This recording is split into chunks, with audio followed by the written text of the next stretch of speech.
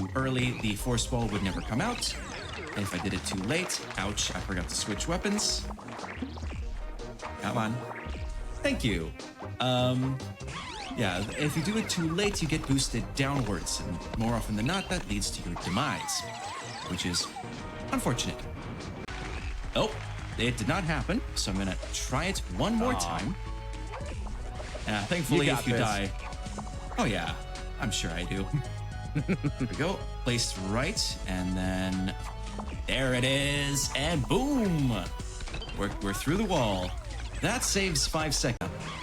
No fancy schmancy gimmicks, just a thing going left, right, right. Uh-oh, uh-oh, uh-oh. That green block saved me.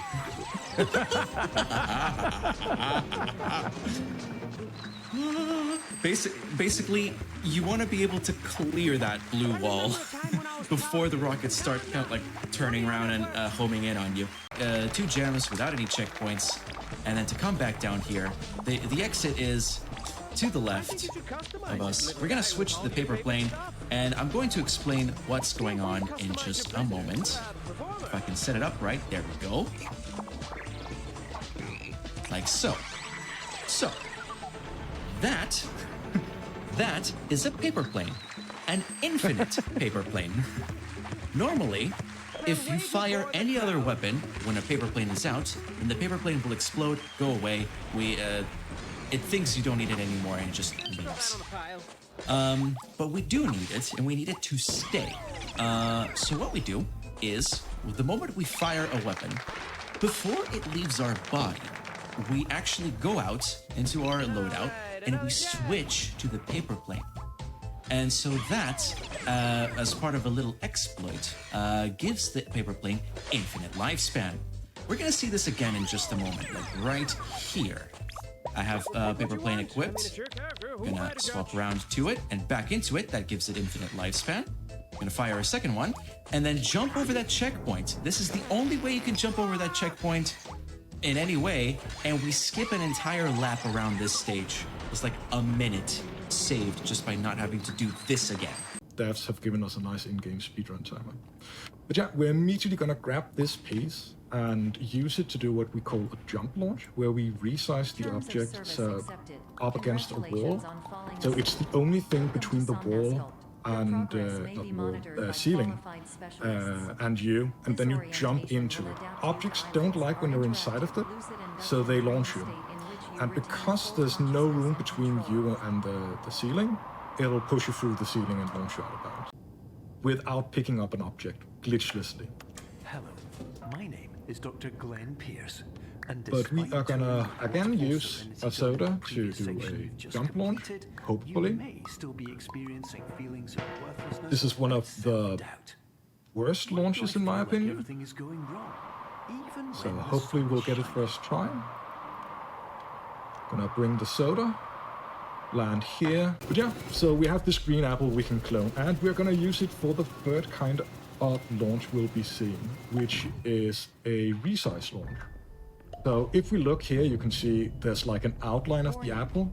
That's because the apple will actually become the smaller size when we drop it. And for some reason, if we jump while doing that with clonable objects, it means it'll launch us. And that was a really, really good clone. That was great. Yeah, can't really complain. that might actually be a goal. Wow, nice. Yeah, yeah, that was a gold. Nice. It's hard. Like, see, we have the elevator right here, so we can just, you know, go into the elevator. Oh, it's blocked off. So we're gonna use some false geometry here. Just climb into it, and it still has the end of level trigger.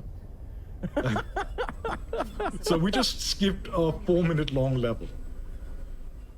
That's great. accidentally softlock this arena. So what I did was I actually fired a pistol shot into that arena and then dashed into the cutscene, causing the arena to happen early. And so in the arena, there are certain enemies that take time to spawn, like those ones there. And then there are certain enemies that only spawn after killing another one. So here's the last timed enemy. And here I'm going to intentionally get hit by that shot in order to skip a small animation. This is known as a twirl skip and saves, I want to say about like 4 or 5 seconds or so. Yeah, and that was discovered by Spring Sylvie, who is a pillar in the community. So often, I don't remember the exact frame window. But that being said, we're going to see this a lot on this boss. This is the hardest boss of the run, so I am going to focus and let you watch. There's gonna be a bunch of pink pathways and stuff moving around the screen, and I am going to be trying to manipulate those to go away from me and do a bunch of other crazy stuff. Okay, here we go.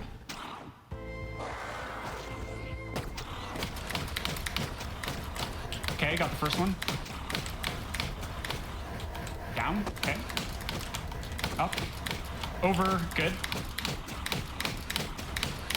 And we got a corner kill. Holy crap. All right, I'm sorry. That is insane. That is absolutely insane. Thank you, Vesper. Holy. Sorry, this does take a little bit of focus because it is semi-blind movement because I can't see the next part. Okay. All right. Oh no! Oh, I took the worst possible death. That's okay. That's okay. Oh no. That's all right. So there's a crusher there, and I was trying to get in front of the crusher itself, and I just barely ended up missing it, and that's totally fine.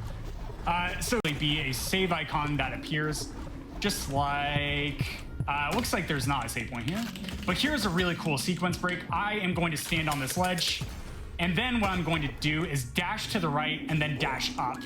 And I forget who discovered this. I think it was Mechanical Snail, who is a really, really talented runner of this game, especially.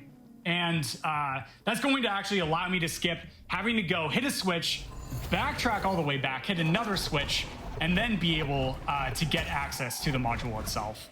Actually, because as we were sort of talking about earlier, whoops, ammo, it is going to be anticipating all of my movement options. So normally, in the boss fight itself, I'm just going to show this off. Now I'm going to show the speed strat. Is as we enter the boss, right, we have to do these difficult attacks and try and dodge these attacks, right? And so when it hits me with the second attack, it deals 2 damage and knocks me down, buying itself more time to bring up the next attack, right? That death was intentional, by the way, so I can show off the speed strat. However, if I dash in a really particular way, discovered by Munchakoopas himself, I am going to actually trick the boss into going into a later phase. And using these shotgun swaps and bursts, I'm going to take down the boss very quickly. Okay, I'm gonna focus.